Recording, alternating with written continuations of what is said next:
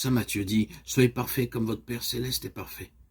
Saint Luc dit, soyez miséricordieux comme votre Père est miséricordieux. La perfection, c'est la miséricorde.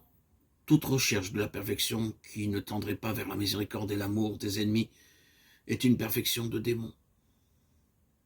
On n'est jamais injuste en amour. On n'aime jamais assez Dieu, on n'aime jamais assez ses frères. Regarde le Christ et vois que tu n'as pas encore commencé à aimer et à vivre son évangile. Le moine chrétien ne fuit pas le monde par dégoût du monde, mais par amour pour le monde.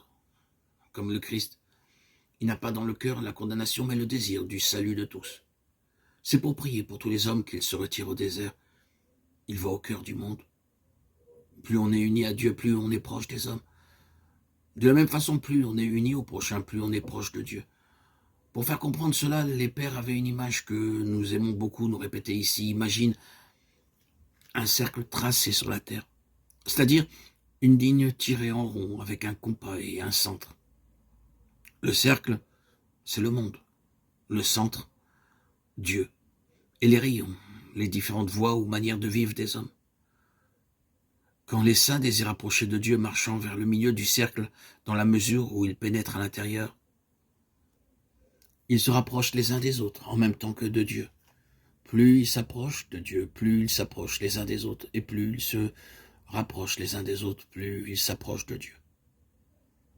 Sans la charité, comme dit saint Paul, quand bien même nous parlerions les langues des anges et tiendrions la vraie foi orthodoxe, quand bien même nous transporterions les montagnes et donnerions aux pauvres tout ce que nous avons, quand bien même nous livrerions notre corps aux martyrs par des veilles, des jeûnes innombrables, tout cela ne servira à rien.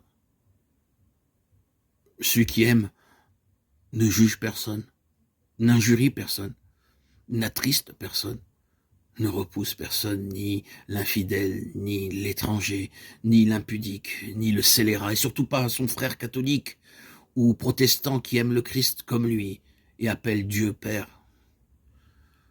Celui qui aime recherche la compagnie des pécheurs, des faibles, des négligents. C'est pour eux qu'il souffre, qu'il pleure, qu'il prie. Il est comme le Christ, qui est venu dans le monde non pour les bien portants, mais pour les malades, non pour les justes, mais pour les pécheurs. Celui qui aime demande à Dieu de rester seul en enfer pourvu que tous soient sauvés. Jour de la résurrection, rayonnons de joie et embrassons-nous les uns et les autres. Appelons frères même ceux qui nous haïssent, pardonnons tout à cause de la résurrection.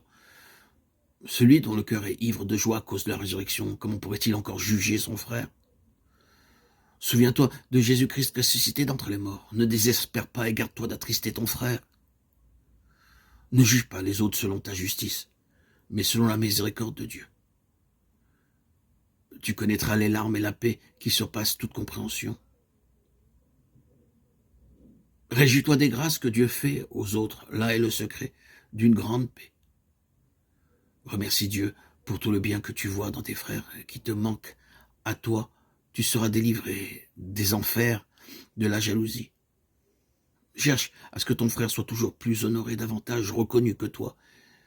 Mais la jalousie n'aura plus sur toi nulle emprise.